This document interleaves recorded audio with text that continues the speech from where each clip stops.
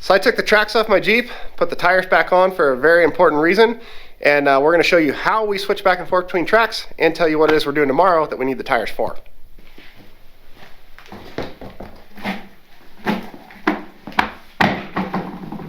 So, a lot of people ask how hard it is to change from the tracks to the tires. So today we're going to show you. You ready to work? Yes, sir. Let's go. So, we're going to jack this thing up. This is the 911 Motorsports jack extension that goes on the Harbor Freight jacks. And they have, you can take that off, then your low jack, and you can be your medium jack, or your crazy tall jack. Works really, really well. How much does the jack rate for?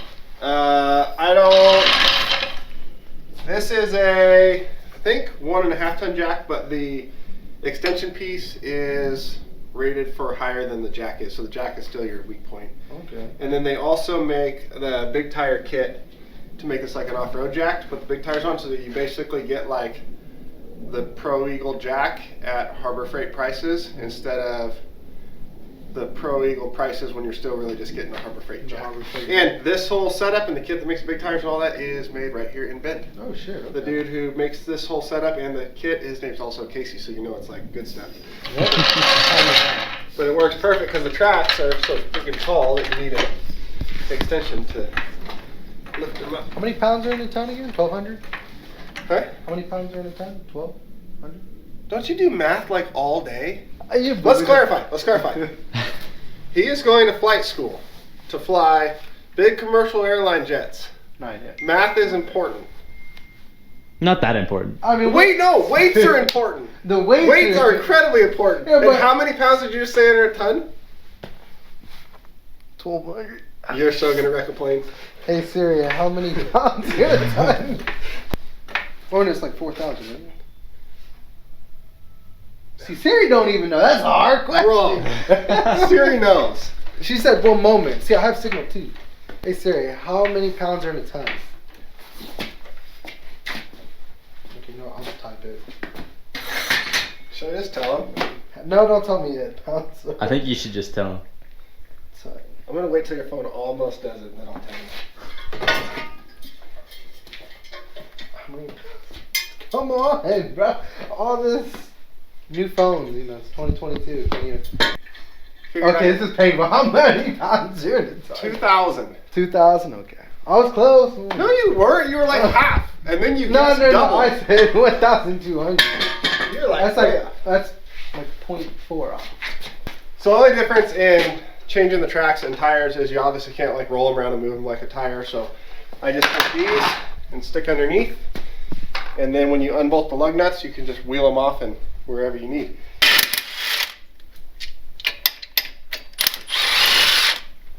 So once you get the lug nuts off, you just pull the track out and roll it away.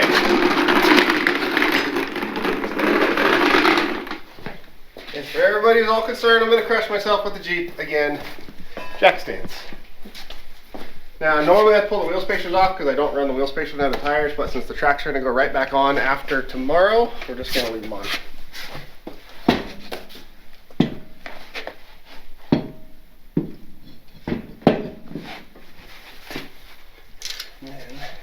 How heavy are those tires? They're heavy.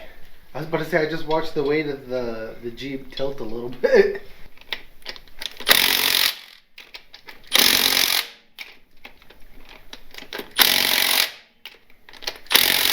That's how easy it is to change from tires to tracks. Just multiplied times like 3 more.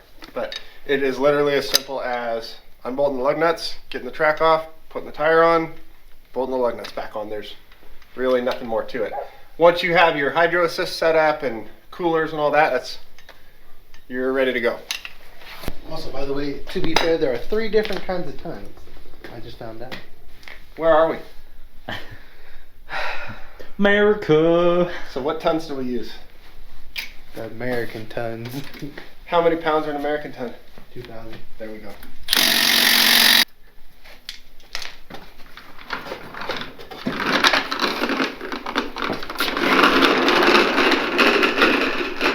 We didn't bring in the other tires.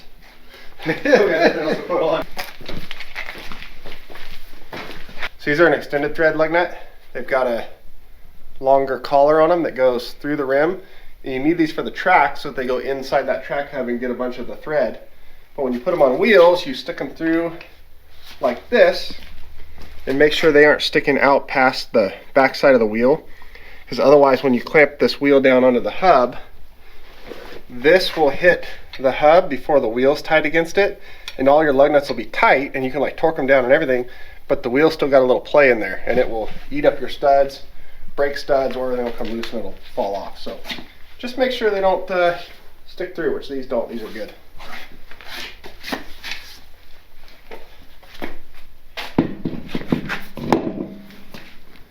I wish I could put a tire on there smoothly. You can try on the next two. I'll let you practice. Oh, wow. Nice.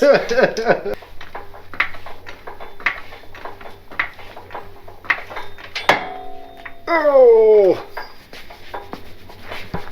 That is harder than my elbow.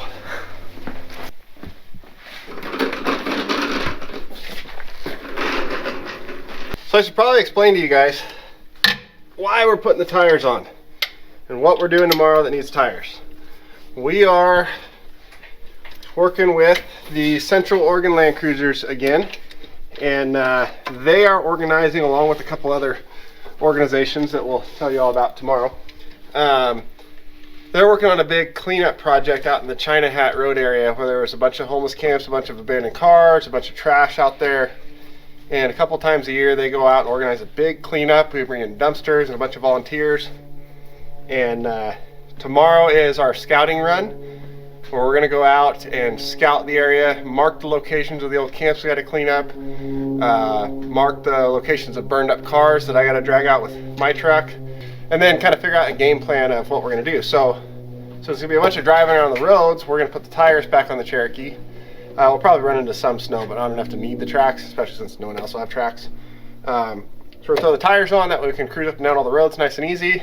And if you're wondering why I'm not using the wheelies, that's because I still haven't fixed the broken front axle on the wheelies. Actually, I ordered all the chromoly shafts for it and everything, so it's going to be all chromoly axle shafts now, but they still haven't come in. So we'll just take the tracks off of this, put the tires on, and use this one, since it's just so easy to do.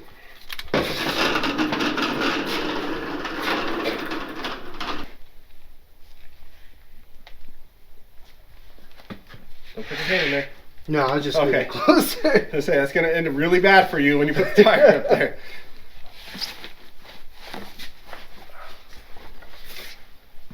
Sweet.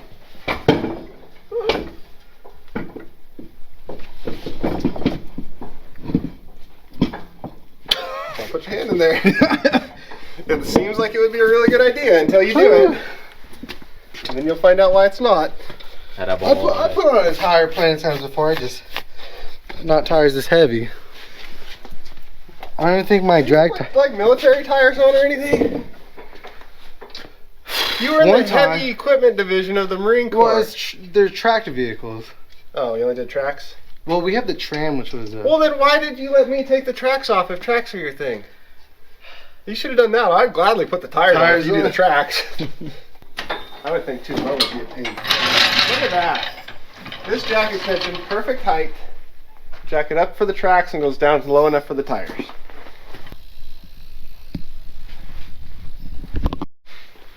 Only other thing we're going to do, and normally you wouldn't have to do this, but when we put these tracks on, I had it over at Nate's shop. He aligned it, I believe, with the tracks on, because he's super weird like that. And he took all the caster out of the front end so that when they rotate, it's a perfectly square pivot instead of leaning and pivoting like a normal front end would do. And that was trying to make it easier on the steering, which makes sense with the tracks, because when they pivot flat instead of trying to lean and turn. So if we're going to drive with the tires, I'm putting all the caster back into it. And so I don't have an alignment rack, I'm just putting a lot of caster and going to call it good. So that's the only thing I'm doing. Normally you wouldn't have to do that to change back and forth, but I think it makes sense. I don't know how much caster that is, but it's as far as the adjuster will go. And that should be good.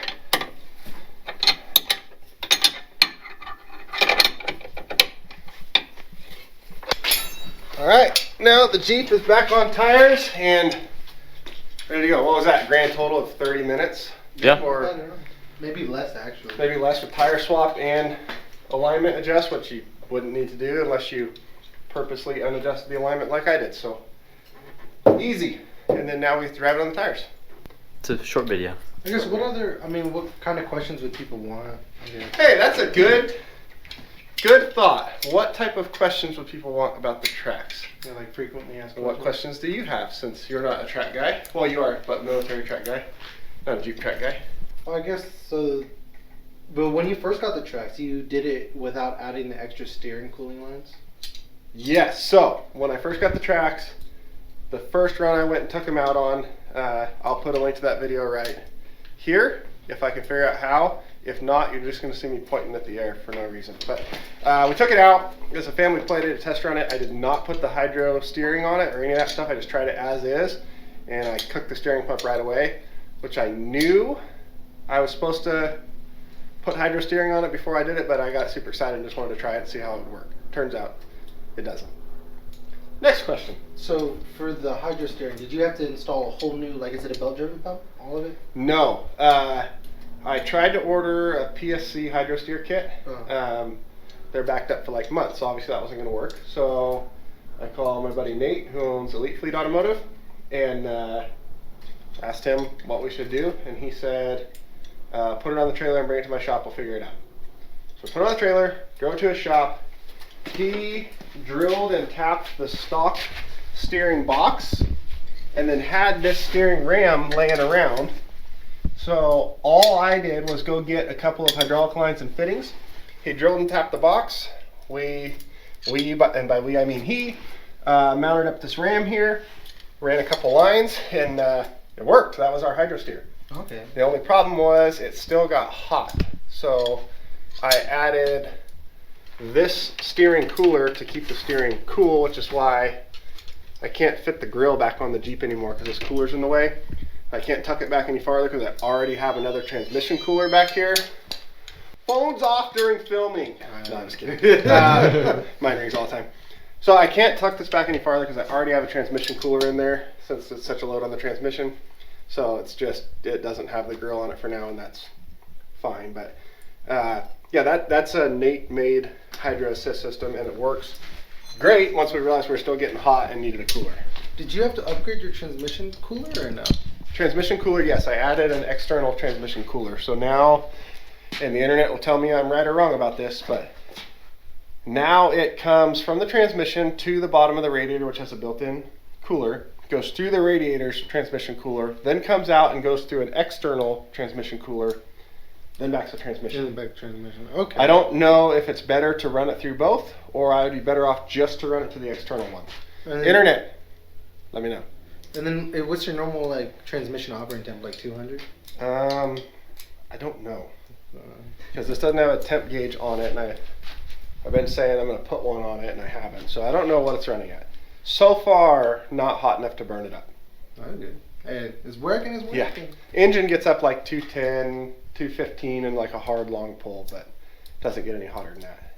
Okay. And I guess my other question, if I was out there wanting to get tracks, do I have to upgrade any of the suspension? No.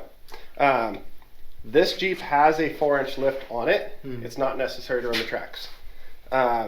It does help in letting them articulate more before they would hit the body, but it's not needed. You could, if you upgraded your steering, and I would recommend a transmission cooler, you could bolt the tracks onto your 4Runner, a stock Jeep, anything like that, and just bolt them on and be done. Okay, so just Like- I was just gonna say, just to review. So if you want to get the tracks, you just need to upgrade your transmission cooler and then a external power steering. Hydro assist steering. Hydro yeah. assist steering. Yeah, and like this Jeep here, everybody thinks like, well, what did you do to the axles? What did you do that? Nothing, they're stock. This has a Dana 35 in the rear of it, which is very well known as the worst off-roading rear end out there. Has a Dana 35 in it, and that's fine because when you put the tracks on, this is not your new tire size like what a lot of people think. This is your new tire size. So where these axles break and get weak when you put bigger tires on them, you're putting a bunch more leverage on them. Well, this is your tire size now. It's only 17 inches across. So if you put a tiny little 17-inch around tire on this thing, you'd never break your axles. Like, there's just not enough torque there to do it. That's what you're running with the tracks. This is the tire size. And that's why the gearing is so low that even when I'm in 4 high, I can still only get to like 35, 40 miles an hour because I've got this tiny little tire I'm turning in. The speed this is going is as fast as the track's moving. As fast as they can go, yeah. Okay. And then is there any regular maintenance you have to do? Like, man, you're super good at this. So, maintenance. I haven't had to do any yet. Okay. There's, on the hubs, you can see right here, there's this bolt here. You unscrew it and then screw a Zerk fitting into it, and you can grease these main hub bearings. They put a screw in there, or a bolt, whatever, in there, so that snow and ice going through here doesn't shear off the Zerk fitting and make so you can't grease it. So you just unscrew that, screw a fitting in, grease it. Okay. None of the bogey wheels need any sort of greasing, maintenance, anything like that. The only thing I've done is I bent 4 of the bogey wheels when I hit something, so I replaced those. The other thing you gotta watch out for, and one of them I noticed is doing it, if I can find it now, this one.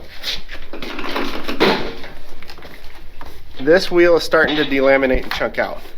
This one looks like it's not awful far behind, but this also started after I took them to the sand dunes, so I don't know if that shortened their life pretty good, but it is just undo that 9/16 bolt, pull this off, put a new one on, tighten that 9/16 bolt back up. Does that cover it? Yeah, I think so. That actually brings up a good point. We should probably do a question and answer video, because there are a lot of other questions like not related to the tracks that I get pretty regularly. So in the comments of this video, put your questions down that weren't answered here. Put your questions down and I'll do a video where I go through and answer a bunch of the questions you guys have instead of trying to go and read the comments and answer every comment, because the comment section's got so big that that's pretty well impossible to do, which is a good thing and I very much appreciate. And I'm not like not responding to people because I don't want to, it's just that I cannot physically keep up with the number of comments we get. So in the comments here, put your questions. A lot of the more common ones I'll try to answer in a video and do that question and answer thing. So yeah, do that down there.